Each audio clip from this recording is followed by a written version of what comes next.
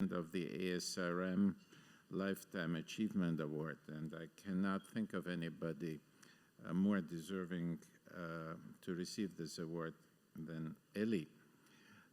He will be going, as I said, into a more practical subject in the opening lecture, and that is heritable genomic editing. Is there a translational path forward in the current political climate? Eli, it's a real pleasure.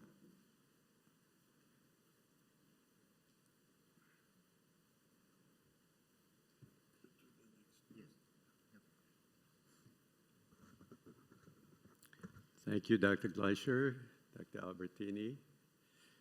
Ladies and gentlemen, good morning. The task I was given is a bit more political and pragmatic than the one you have just witnessed. I will try to address the contested issue of heritable genome editing, at least in the United States, and explore the likelihood that we may in fact be in a position to proceed with this technology sometime in the future. As you can tell from the title, we are actually dealing with two separate questions, but two questions that are interdependent. Is there a translational path forward?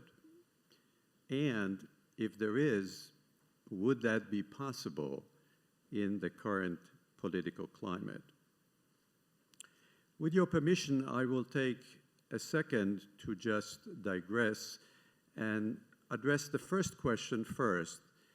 Is there a translational path forward, assuming the political environment were to be permissive? And the answer to that is a clear-cut yes. We have everything we need in the United States from a regulatory point of view to proceed responsibly with germline editing if the political climate and or if the statutory moratorium that currently exists were to be lifted.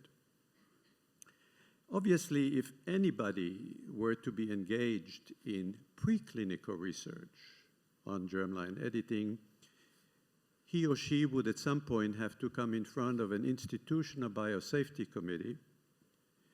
In time, will probably have to come in front of an institutional review board or an IRB. More specifically, in this case, perhaps an embryo research oversight committee, abbreviated EMRO, which is a relatively recent concept introduced by the International Society for Stem Cell Research. And assuming this preclinical research is indeed successful, the conventional pathway would then lead to an application to the FDA for an investigation on new drug such that early phase clinical trials could in effect be assumed. And assuming those clinical trials are indeed successful, one would then proceed to apply to the FDA with what is known as a Biologics License Application, or BLA for short, and then the FDA, in all likelihood, in conjunction with an advisory committee, is to decide on whether or not the technology is either safe and or efficient. These are, of course, the two key criteria by which the FDA proceed. Safety and efficacy would have to be assured. But none of this, of course, can happen because at this time, at least in the US, the political environment is not permissive and will not allow for this to transpire. And so the answer to the second part of the question, could this happen in the current political climate, is perhaps a maybe, but that is looking into the future. Whether it's the near future or longer-term future, unfortunately, is hard to tell. Prophecy still eludes us, and much can happen and will need to happen if the current status quo is to be reversed. And I'll, of course, expand on that. The pickle we find ourselves in the United States is traceable to what we call a renewable rider, which Congress passed and the President signed into law on December the 18th, 2015. This so-called renewable rider reads, none of the funds made available to the FDA may be used to acknowledge a submission for research in which a human embryo is modified to include heritable genetic modification. In a word, it is not feasible today to transition from preclinical research to clinical trials because the FDA is in effect precluded from considering any such applications. In the long run, what this obviously means is that the potential approval of this technology in the United States is infeasible at this time because you've got to have the FDA involved and ultimately approve the application. This renewable rider has been religiously reinstated year in and year out.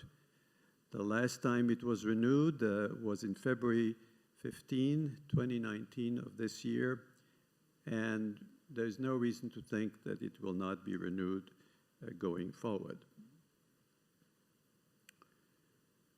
One, I think, important question for all of you who may or may not be following this closely is to appreciate the provenance of the renewable rider. Where did it come from? Who sponsored it? And why?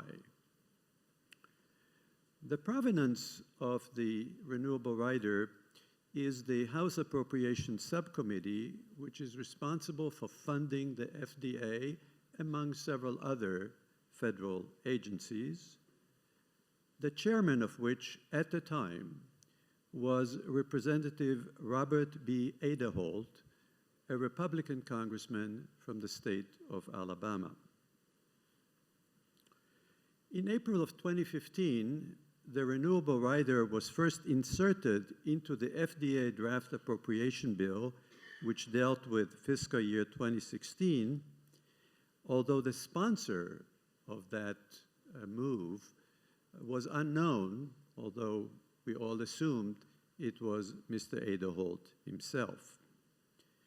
This all happened in the dead of night without any discussion, either in the House or the Senate, be it in the Appropriations Subcommittee, later in the overall Appropriation Committee, or on the floor of either house. This was a stealth operation, if you will. These few lines of text were added to a huge bill, and it sailed right through with no discussion whatsoever in either the House or the Senate. You might wish to wonder, or you might wonder, what are the motives behind the sponsoring of this renewable rider?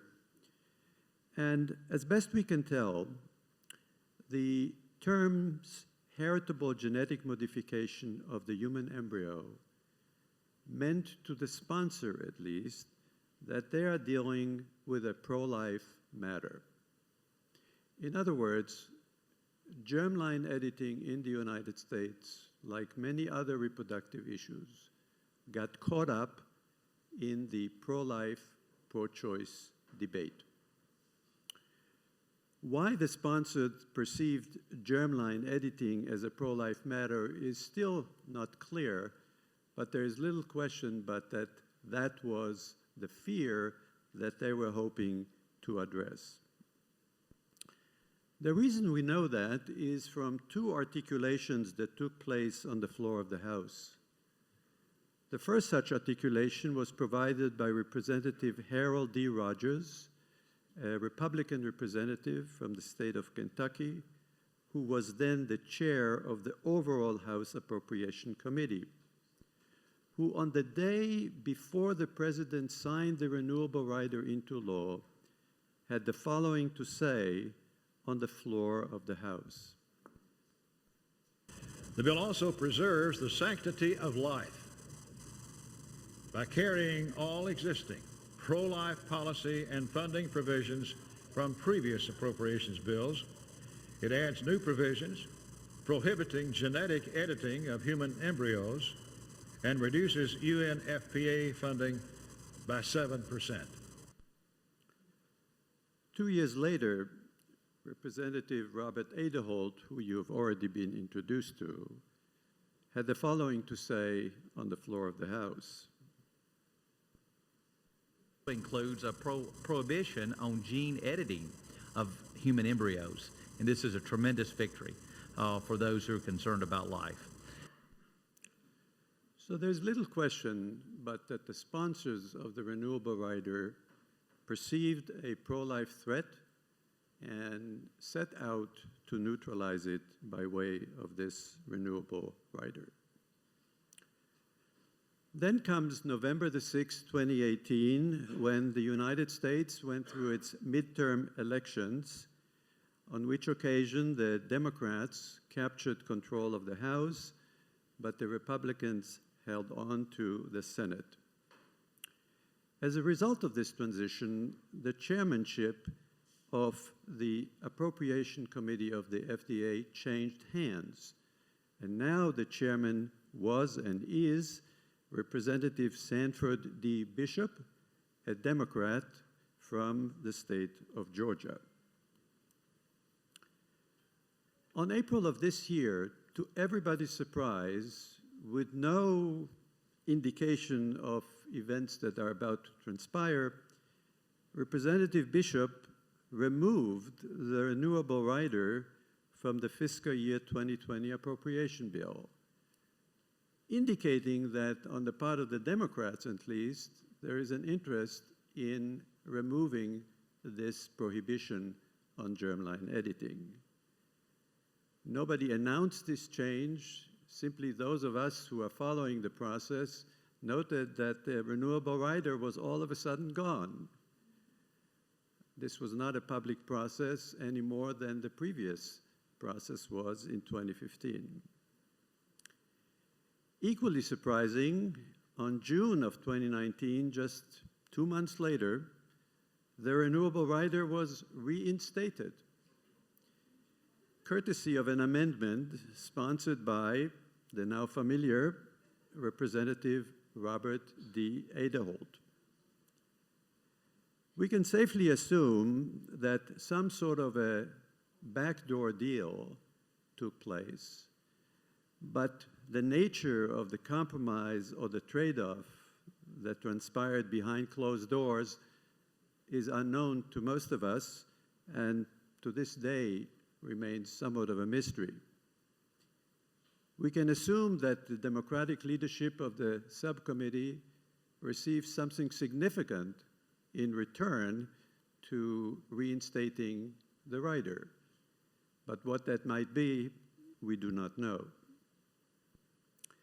On June the 4th of 2019, the House Appropriation Committee, the overall House Appropriation Committee, met for a markup session of the fiscal year 2020 FDA appropriation bill, in which several, I think, very significant speeches were made by several individuals, excerpts of which I would like to play for you now. Things were said, issues were discussed, items were raised that have never before been heard in the halls of Congress. And I'd like to begin with an articulation by Chairman Bishop, who had the following to say on that day. Chair, let me thank the gentleman from Alabama for offering this amendment. It gives us an opportunity to confront a significant and emerging issue. Ladies and gentlemen, this is a profound moment in the history of mankind. Today, we confront the challenges of many Americans who strongly embrace a faith-based heritage. We also confront a rapid and astounding developments in scientific capacity to advance life-saving research. The fine line that balances our morality and our efforts to improve the quality of human life today and into the future is becoming increasingly blurred. I recognize the controversy surrounding the ethical and moral issues of genetically modifying a human embryo. There is certainly a case to be made for advancing life-saving research, but there's also a case to be made for the possible misuse of this procedure, and a robust discussion is absolutely needed. That is exactly what I was trying to achieve by removing the provision from the subcommittee mark. We've heard reactions both to its inclusion in 2016 and to its removal just 2 weeks ago on the subcommittee's mark. However, these reactions have all occurred outside our committee deliberation. Mr. Bishop goes on to discuss mitochondrial replacement therapy to everybody's surprise, which is, of course, a case of genetic modification and germline modification, albeit clearly not a case of germline editing. But it's the very first time that mitochondrial replacement therapy was mentioned anywhere in the halls of Congress. First time those words were ever uttered in the halls of Congress. Here's what he had to say. That I believe that there is a therapy that is prohibited by this language that can possibly address some devastating and fatal diseases of children. It is called mitochondrial replacement therapy. MRT should not be thought of as a genetic enhancement because it's not. It's a repair. The National Academy of Sciences looked at this at the request of FDA and concluded that, and I quote, "It is ethically permissible to conduct clinical investigations of MRT subject to certain conditions and principles laid out in their report." In addition, Chairwoman Nita Lowey, a Democratic representative from New York, and the chairwoman of the House Appropriation Committee, made extensive remarks regarding both genetic editing as well as mitochondrial replacement therapy, all of which, to those of us who have been following the progression here, proved stunning. You will note that most congressmen and women, not their own fault, have been struggling with the actual pronunciation of mitochondrial replacement therapy. They needed some help in the process, but the very fact that they pay attention to the issue, to the mind of many, represents a sea change. Here's what Representative Lowey had to say. 4 years ago, without any debate, this rider was inserted into an appropriations bill. I believed then, as I believe now, that the authorizing committees of jurisdiction, with the guidance of the scientific community and full transparency, should debate the merits of this research. This rider amounted to a blanket denial for the FDA to review applications related to the modifications of an embryo without the merits of the individual case. I understand concerns that gene editing can allow for unsettling genetic enhancements which may be against our values. But it is also true that medical research, including in mitochondrial replacement therapy, could reduce suffering and save lives.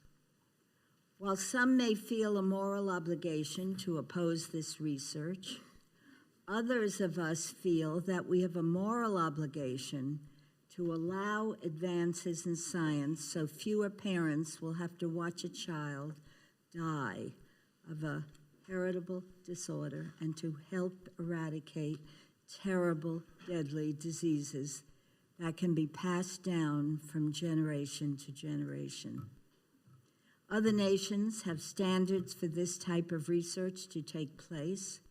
For instance, in the United Kingdom, mitochondrial replacement therapy is permitted under strict guidelines, including a license requirement and a finding that an individual with a mitochondrial abnormality poses a significant risk to pass on a serious mitochondrial disease to their child.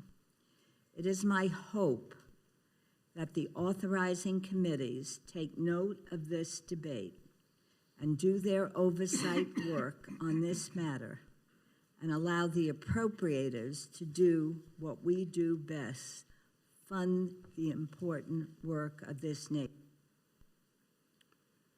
So what Representative Lowry is calling for is hearings in Congress on the matter of mitochondrial replacement therapy and, by extension, on the merits of gene editing.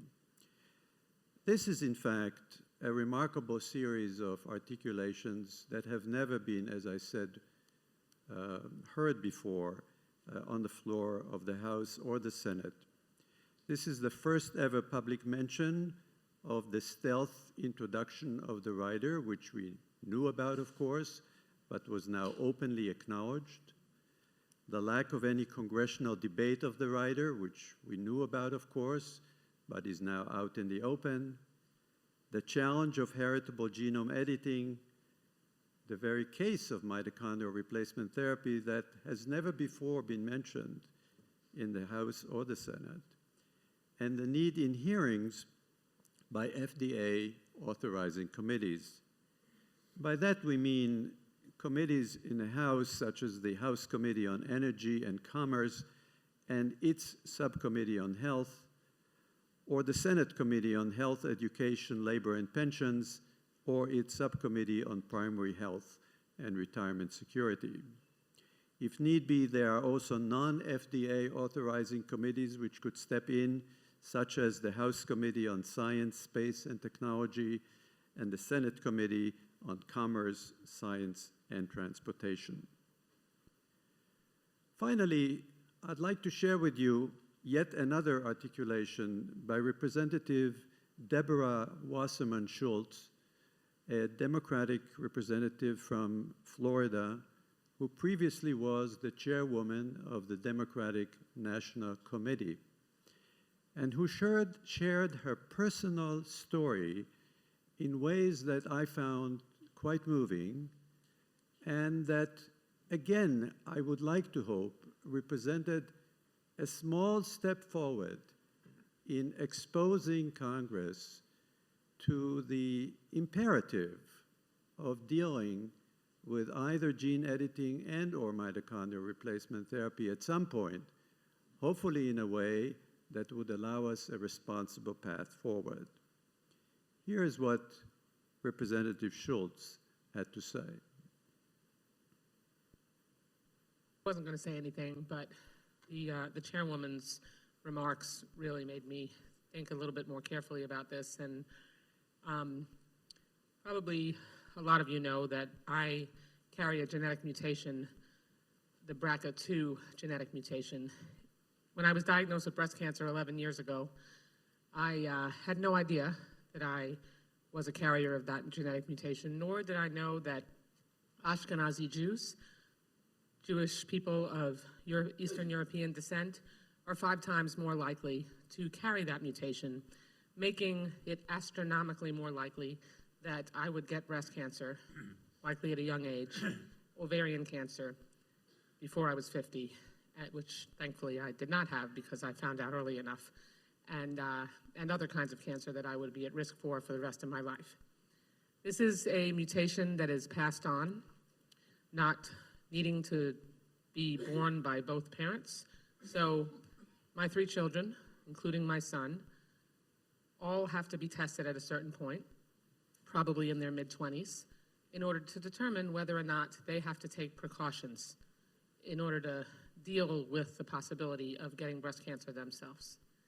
Now, obviously, it is too late for them, but now, if we ever have an opportunity when they have children or when they decide to have a family, to have research advance to a point where you could have their genetic material, when combined with their partner, altered so that that mutation could be cut off in our family tree, and that risk of death and massive healthcare implications could be eliminated, that's incredibly important.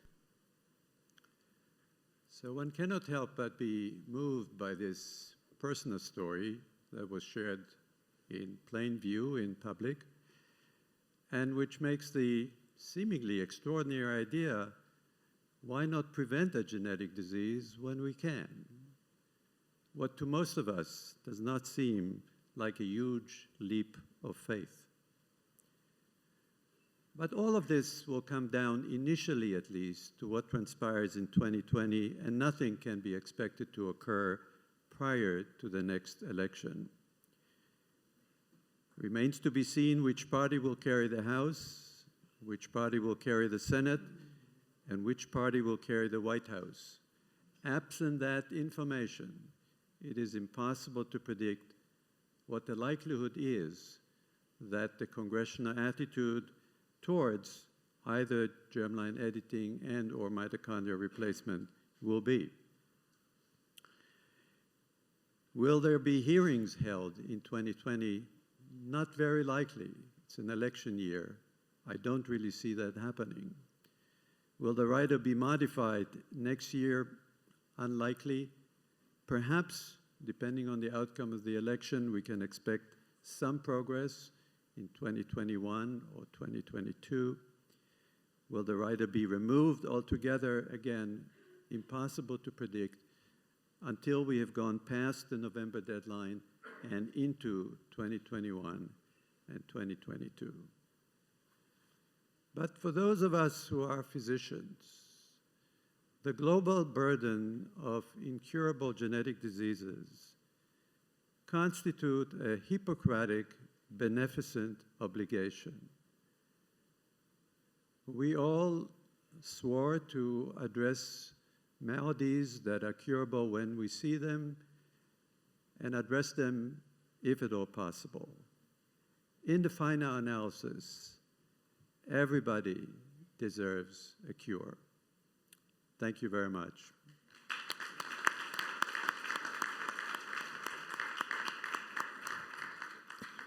Thank you, Eli. I think, I don't know if Ali Brivanlo is still in the room,